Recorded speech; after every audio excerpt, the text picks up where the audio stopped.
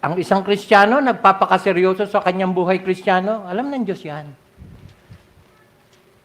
Kaya all the more, makakapakinig ng preaching yan, mga warning, para sa kanya rin yun. Bakit? Kasi ang gusto ng Diyos, ma-maintain natin yung righteousness. Tama? Kasi yung nakakapakinig na, wala, sabi mo lang yan. Yung Bible study kagabi sa youth. Imbis na makinig, imbis na seryosohin yung sinasabi ni Pablo, sinisiraan pa si Pablo, sabi lang niya yan. Si Pablo pa, wala nga authority yan eh. Tingnan mo nga itsura. Siseryosohin mo ba yung sinasabi niyan? So sila nagsasabihan. Ito dapat natin paniwalaan. Bawat kilos natin ganito.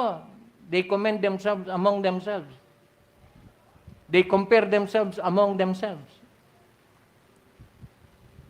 But sabi ni Pablo, they are not wise. We dare not join their number. So, walang patulan. Kaya lang, pag nakapakinig ka naman ng mensahe na magugulantang ka, huwag ka magtaka. Kasi both message of warning, message of comfort is for all. So, ito na tayo. Colossians chapter 2. I'm introducing the topic, steadfastness. Akala ko, Pastor, tapos na no last time. Hindi, nadagdagan eh. Kasi nakita ko tong Colossians 2. In fact, ang dapat na topic, ang text ko is Colossians 3. Pero dahil may nakita ko rito sa chapter 2, medyo dumalaw muna tayo ng konti sa chapter 2. Hindi naman tayo nagmamadali, di ba? Sabi ko nga sa inyo, kahit abutan tayo ng rapture na ito pinag-aaralan, okay lang. At least nakaset yung direction natin sa tama. Kasi saan ba papunta itong pag-aaral natin? Sa tama ba to o sa mali? Hello? O, kung sa tama pala, ba't di natin seryosohin? When I say seryoso, malalaman natin dito sa pag-aaral natin, seryoso ba talaga ako? Kasi kung seryoso ka, steadfast ka. Kasi isang palatandaan na hindi ka seryoso, hindi ka steadfast. The ungodly shall not be so, but they are like the chaff which is driven away by the wind. Colossians chapter 2.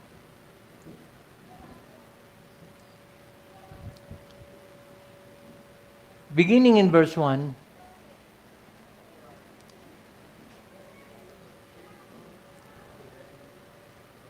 alam niyo, parang sinasabi rito ni Pablo, sa totoo lang, gusto ko magseryoso kayo. Bakit? Kasi hindi nyo lang alam kung ano pinagdadaanan ko. Hello? Nagdadrama ba si Pablo?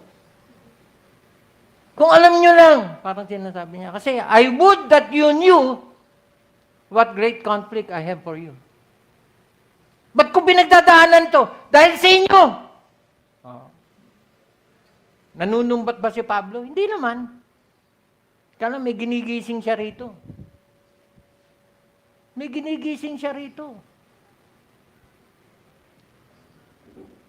Actually, may relationship itong Laodicea at ang Colossa. Ang di ko lang alam kung sino yung mas nauna, kung ang Laodicea ba bago ang Colossa, or ang Colossa bago yung Laodicea. Pero sa ilang pagkakataon kasi, pati panunulat eh. May sinulat si Pablo na sinulat niya sa isa, na ang sabi niya, ipabasa nyo rin sa mga taga-Laodicea.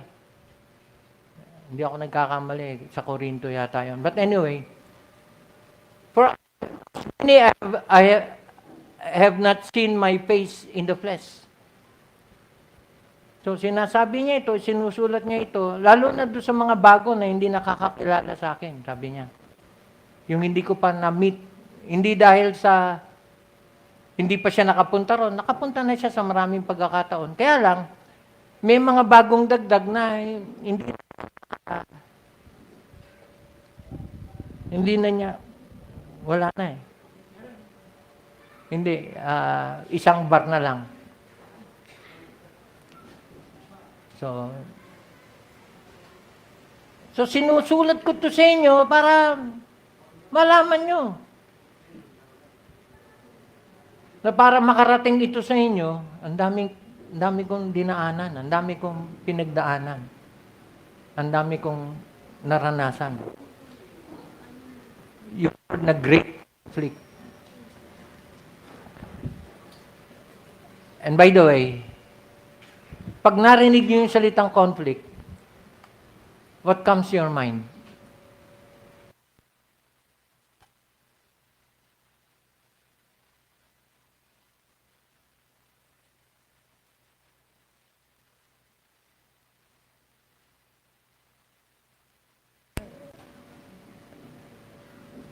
Sa totoo lang, marami sa atin, easy-easy lang, kasi hindi natin nakikita kung gaano kaseryoso ito. Tama? Akala nyo, okay lang. Nakangiti pa naman eh. Pero pag sumimangot na, doon yun. Hello. So, look at verse 2. That their hearts being knit together in love, and unto all riches of the full assurance of understanding, to the acknowledgement of the mystery of God and of the Father and of Christ.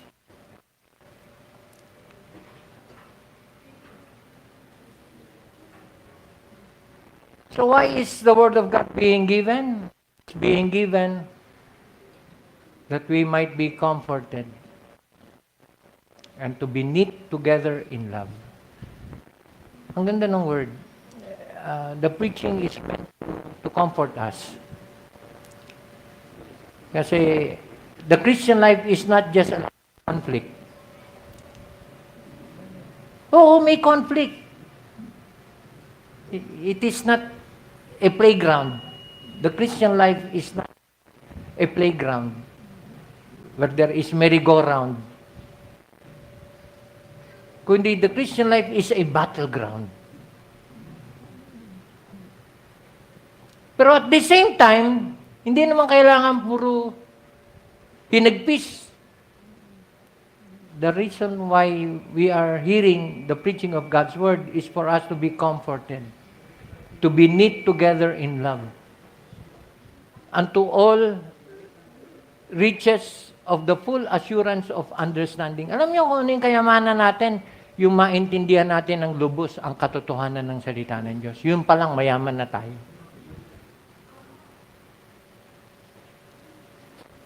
Hello?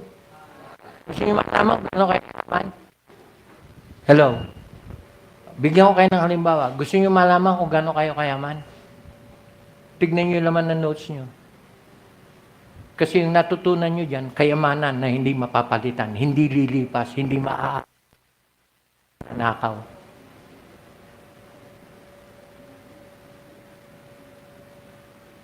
To the full understanding, to the acknowledgement of the mystery of God. By the way, marami tayong mga natutunan na hindi natin alam before. At makakaasa kayo, marami tayong alam, marami tayong nalaman, hindi nalalaman. Hello? Kaya naiinggit tayo sa mga mayayaman. Anong kainggitan mo? Marami kang nasa iyo, marami tayong nasa atin na wala sa kanila. Bigyan ko kayo ng isang halimbawa na meron tayo na wala sa kanila. Ano yun? Ano meron tayo na wala sa kanila? Na dapat talagang seryosohin natin at mahalin natin. Ano yun? Kaligtasan. Kaligtasan. Kasi sa kanila na yung lahat ng kayamanan nila. Kahit na buong mundo, kanila. Ngunit mapapahamak naman ang kanilang kaluluwa. O sino mas mapalad? Hello? Kaya yung nainggit ka sa kanila, bakit? Di hamak mas mayaman ka sa kanila. Sabi ko nga, yung notes nyo lang, example na eh. Mas marami kang nakuha, mas marami kang napulot. At dahil doon sa mga napulot mo, ang dami mong nahugot. Kapatid, yung mga nakuha natin, na natutunan natin mula sa salita ng Diyos, dapat meron yan na idudulot sa ating buhay. Ano yung dulot? Pagbabago. Biro mo, tumatanda ka, gumaganda buhay mo. Kasi there is such a thing as tumatandang paurong. Totoo ba yun? Oo, yung wala natutunan sa buhay. Hanggang ngayon, ganun pa rin siya. Wala asenso. At when I say asenso, I'm not talking of material. I'm talking of spiritual. Kasi dapat dihamak na mas matino na ngayon ang buhay natin kaysa nung dati. Yun lang yun. Hindi tayo perfecto, lalo na nung nag-umpisa tayo. How I wish, balik natin yung nakaraan natin para mabago natin ngayon. Pero wala ka na magagawa doon eh. Ang pwede na lang natin pagandahin ay yung nalalabing araw natin hanggang katapusan. Hello?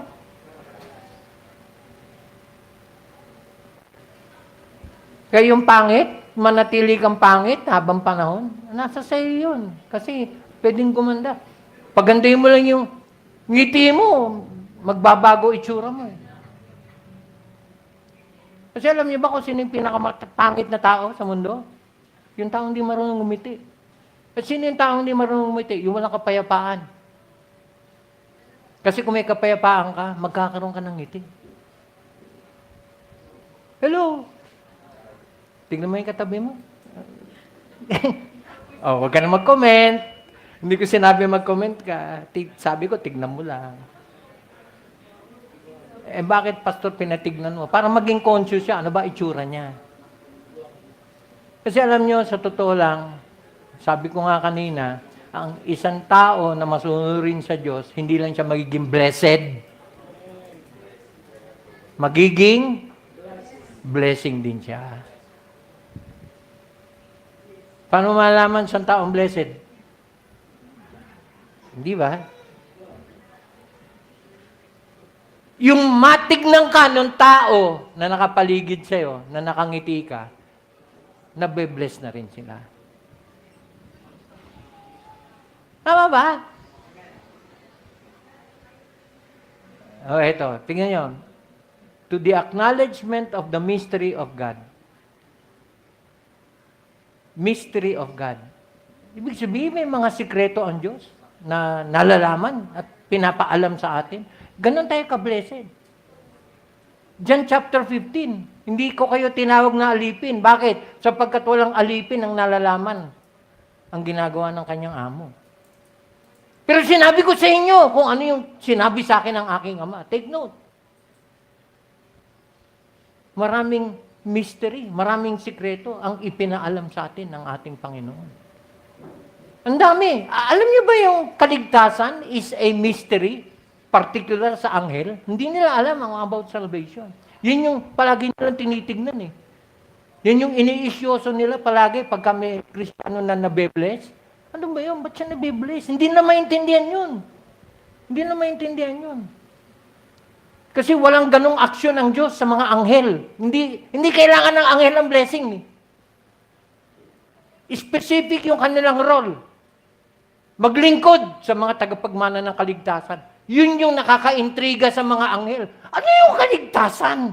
Hindi na maintindihan yun. Bakit? Kasi hindi para sa kanila yun.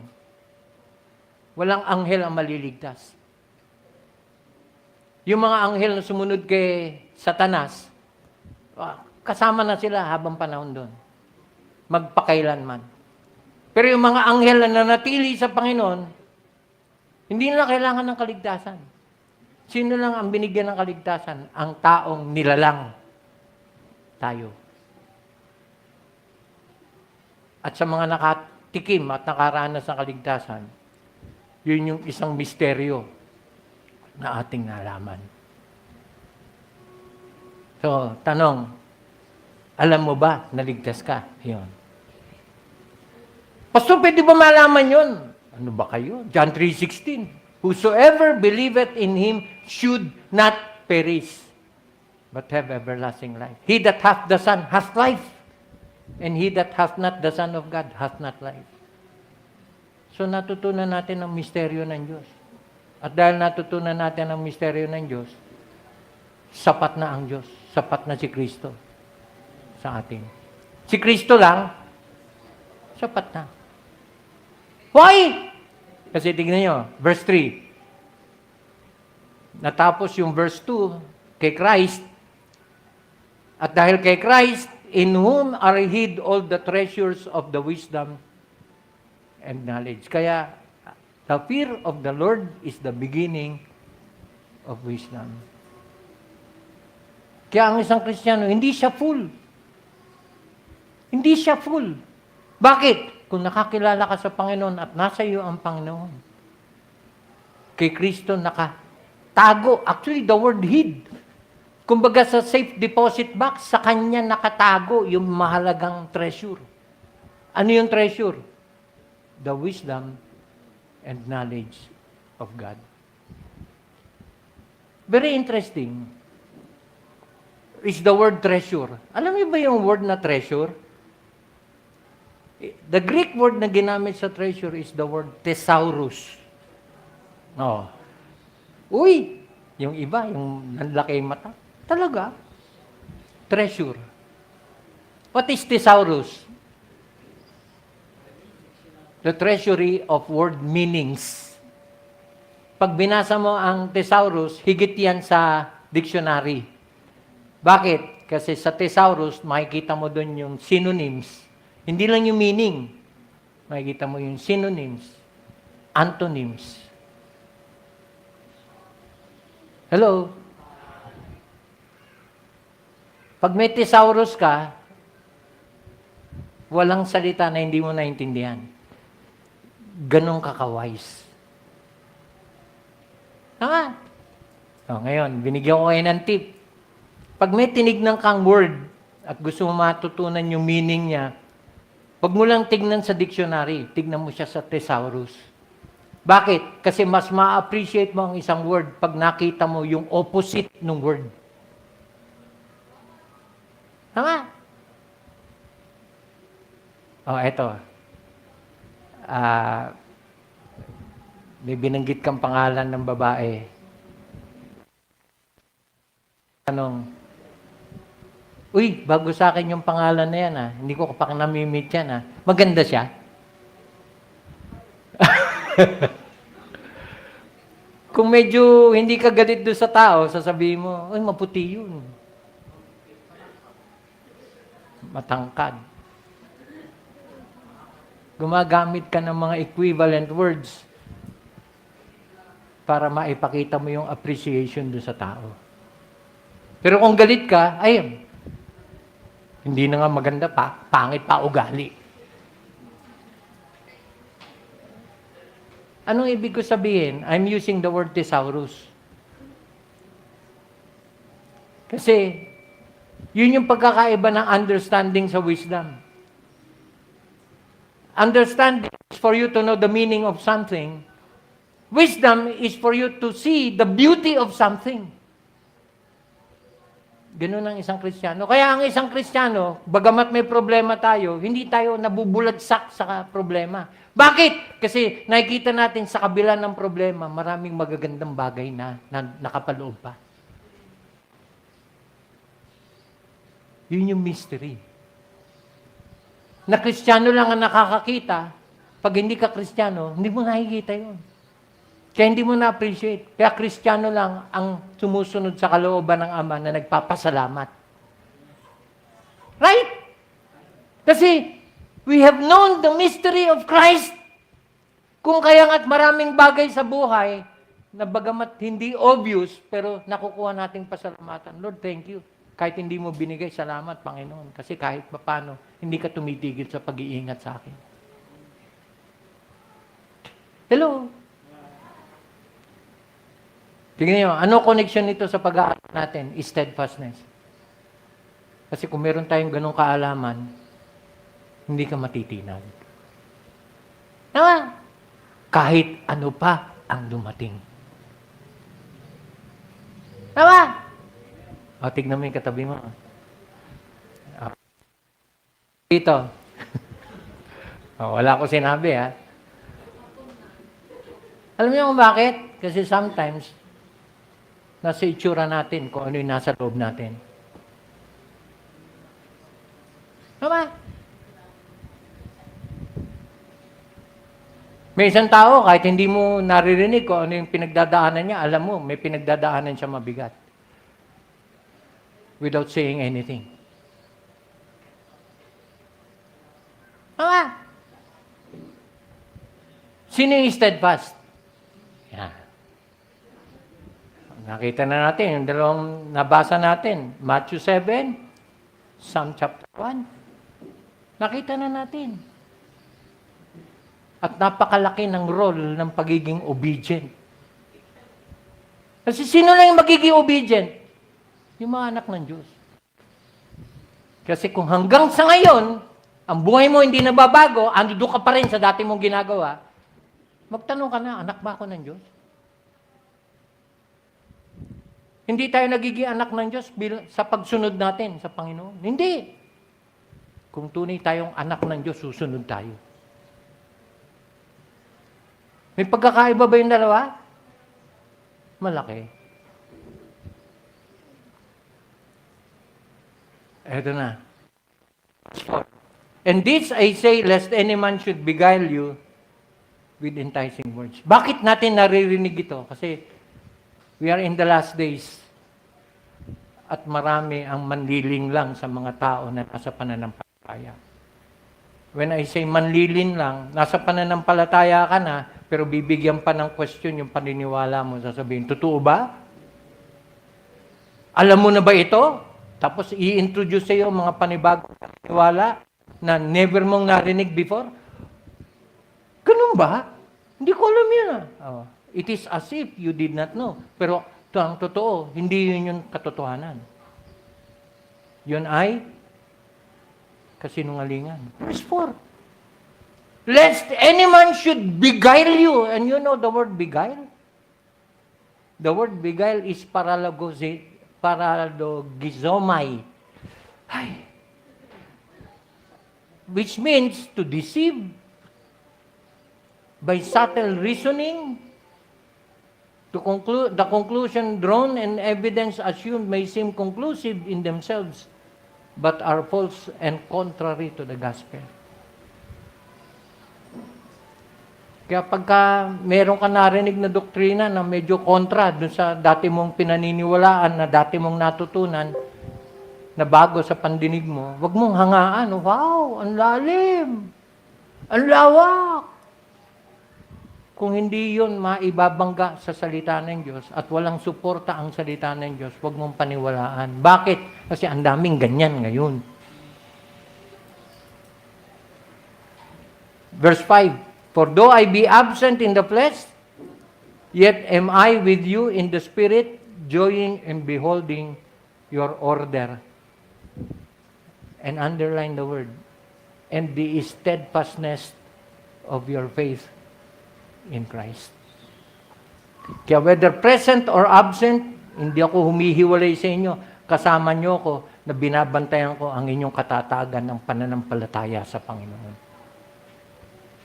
Kaya my challenge this morning to everyone, are we steadfast in our faith? Ando doon pa rin ba tayo? Naninindigan pa rin ba tayo? Nakakapit pa rin ba tayo sa Panginoon? Kasi ulitin ko, ano ba ibig sabihin ng pagiging steadfast? The Greek word is sterioma. Something established.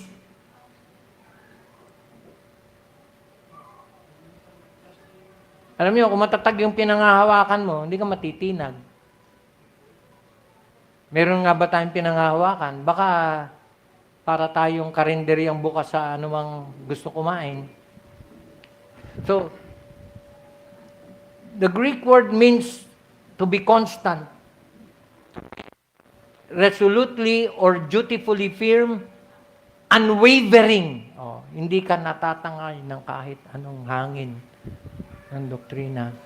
To be constant, to be resolute, to be staunch, to be determined, to be unshakable. And speaking of being steadfast, merong isang verse na very familiar sa atin. When I say familiar, madalas nating naririnig at madalas nating kino-quote. Ano yan? 1 Corinthians 15:58.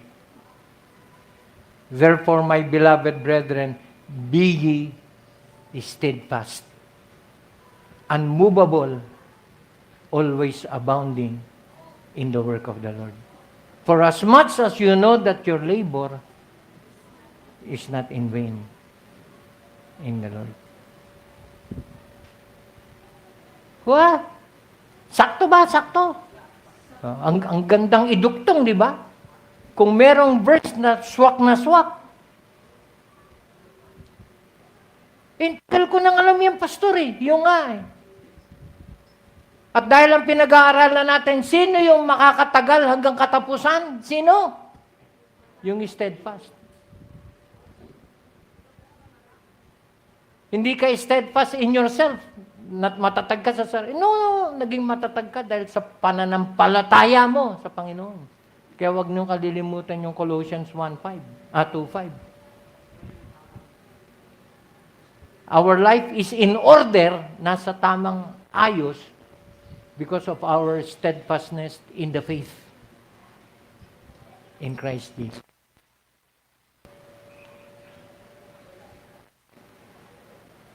Colossians 2:5, ang kasunod nun, verse 6, kung kaya nga, ayan na, verse 6, pakilagay yung Tagalog, ina. As you have therefore received Christ the Lord, so walk ye in Him. So, sino yung matatatag sa Panginoon? Sino? Yung tumanggap sa Panginoon at yung lumalakad na kasama ang Panginoon. Take note of the two words, received and walk. Sino yung binibigyan ng command na yon? Those who are walking steadfastly in their faith sa Panginoon.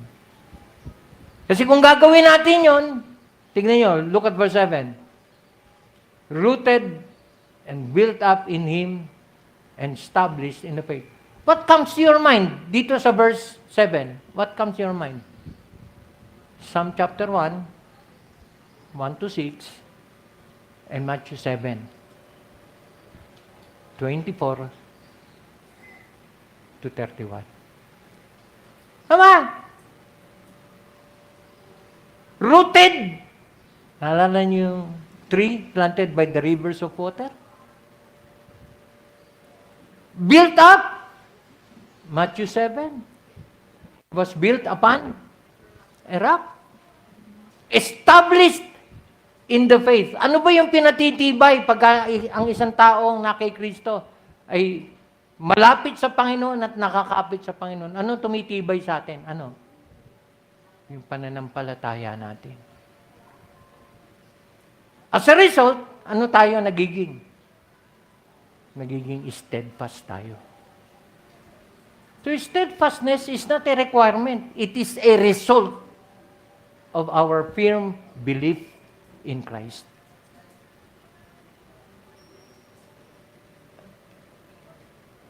It is a result. Kasi tingnan nyo, rooted and built up in Him and established in the faith as you have been taught. Yun yung purpose ng pag-aaral natin, mga kapatid. Natututo tayo. Ang tanong, natututo nga ba tayo? Kasi kung di tayo natututo, yun yung reason kung ba't di ka matatag. Pag dumating ang problema, tangay ka. Apektado na paglilingkod mo. Apektado na pananalangin mo. Imbis na manalangin ka, katwiran mo, hindi naman ako sinasagot. Minsan magpe-pray ka nga, nagdududa ka pa. Paano kayo sasagutin ng Lord to? Ang bigat ng problema ko. Ang problema, kung tunay ka mananampalataya, dumarating yan, pinapayagan ng Lord yan, inaalaw ng Lord yan para matest yung pananampalataya natin kung matatag. Hello? Kaya kung bibigay ka, ayaw mo na, kasi may problema ka, napatunayan mo na. Dapat malaman mo na. Kasi tignan nyo, sino yung nakaka-realize ng mystery ng Panginoon? Sino? Yung tanggap, ano man ang dumating sa buhay niya. Yun yung mystery. Kasi yung mystery ng Panginoon is Romans 8:28. Kung Kristiyano ka, nagmamahal ka ng Panginoon, tinawag ka ng Panginoon, walang bagay na mangyayari sa buhay mo na hindi kalooban ng Panginoon. At dahil yun yung alam mo, ano mang mangyari at maganap sa buhay mo, nagpapasalamat ka. Yun. Look at verse 7. Hindi lang tayo rooted and built up and established in the faith. Dahil yun yung naituro sa atin. Ano sabi? Tingnan nyo. 1 Corinthians 15:58. Hindi lang tayo dapat maging steadfast, unmovable. Ano sabi? We must be always abounding. Dito, ano sinabi? We are abounding in what? In thanksgiving. Wala tayong tigil ng kapapasalamat. Hello? Eto, tanong, ngayong umaga, pagbangon mo, ano yung isang ipinagpasalamat mo sa Lord? Dapat meron. Bakit? Kasi ang isang tunay na anak ng Diyos, hindi nawawala ng ipagpapasalamat. Yun yung ibig sabihin ng abounding therein. Hindi lang sinabing we are always giving thanks. No. Ang sabi diyan, we are abounding. Alam niyo kung ano ibig sabihin nun? Yung pagpapala sa buhay natin sa gana. At dahil doon, wala tayong tigil ng papasalamat.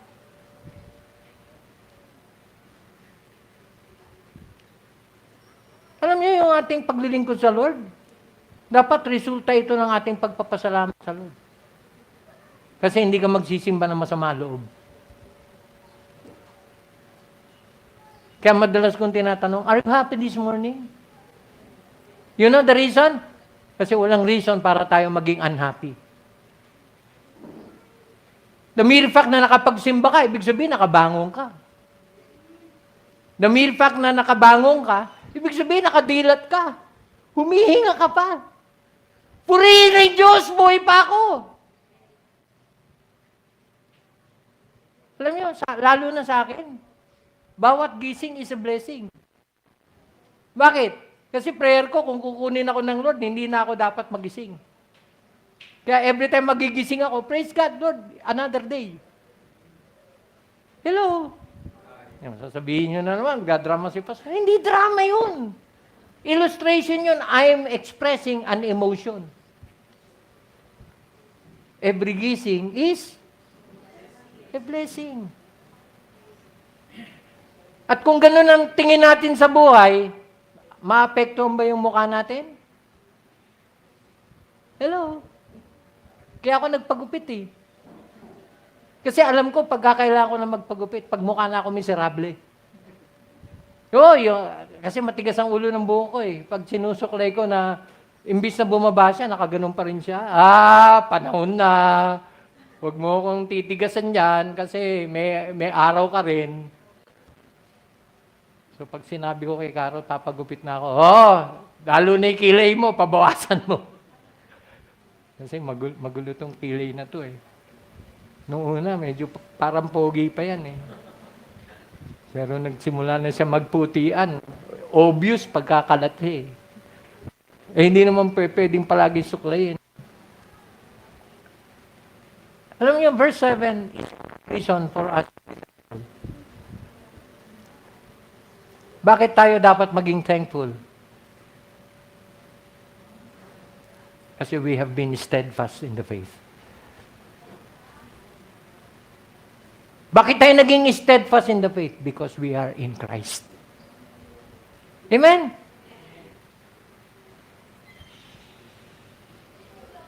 Ano ba reklamo ng iba? Kasi dami kong kulang sa buhay. Yung mga ganun ang pananaw, ang laki ng problema. Bakit?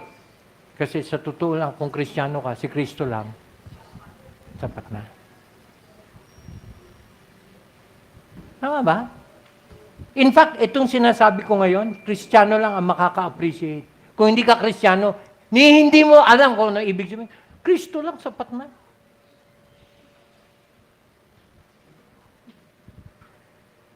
May ganun bang reaction? Sabihin mo sa kaklase mo yan, doon mo malalaman kung Kristiyano o hindi ang kausap mo. Pag sinabi mong si Kristo lang, sapat na, oh, tell that to the Marines. Alam niyo kung bakit? Kasi kung hindi Kristiyano ang isang tao, hindi niya marirelate kung ano ibig sabihin nun. Si Kristo lang, sapat na.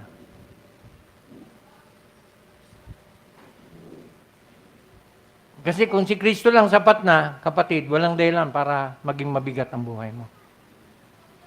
Bakit? Kasi bawat pangangailangan may katugunan. Kung tayo ay nakakapit sa Panginoon. So, steadfastness. Natapos ko yung introduction. Next time, sa susunod na schedule ko, by the way, ang ating Lord's Supper, ang communion natin will be on the second Sunday.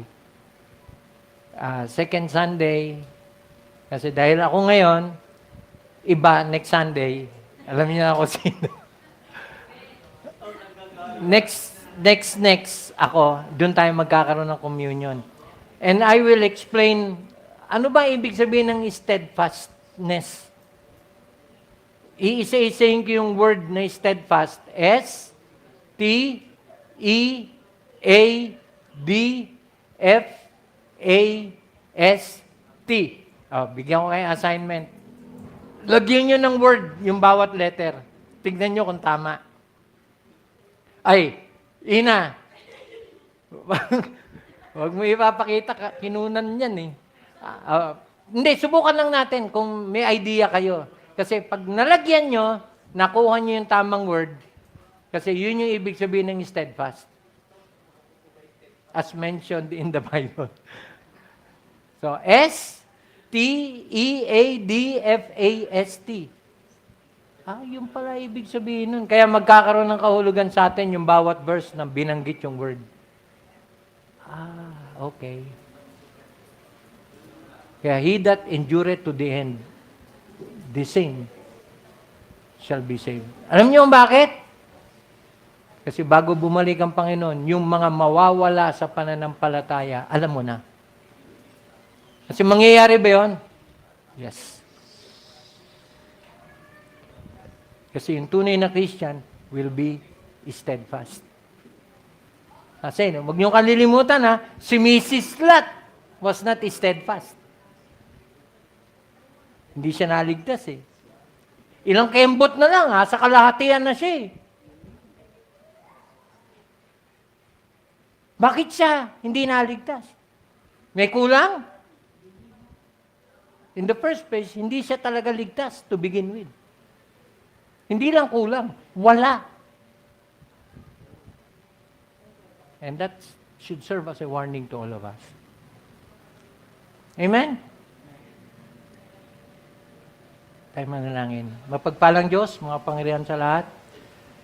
Salamat po sa aming natutunan ngayong umaga na bilang Kristiyano, Lord, the cure to our being double-minded is to be steadfast in the faith.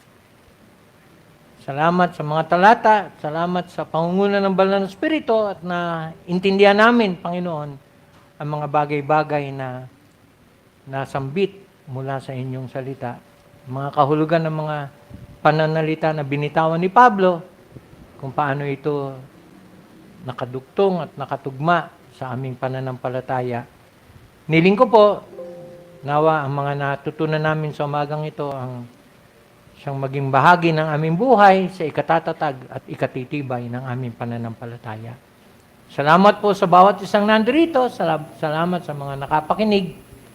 Niling ko po, Panginoon, nawa, tunay na maituon namin ang aming buong puso, buong atensyon sa inyong salita, sa inyong kalooban. Ito, Panginoon, ang aming panghawakan at ito yung aming ipamuhay. Salamat, pinupuri ka namin sa matamis sa pangalan namin, Panginoong Jesus.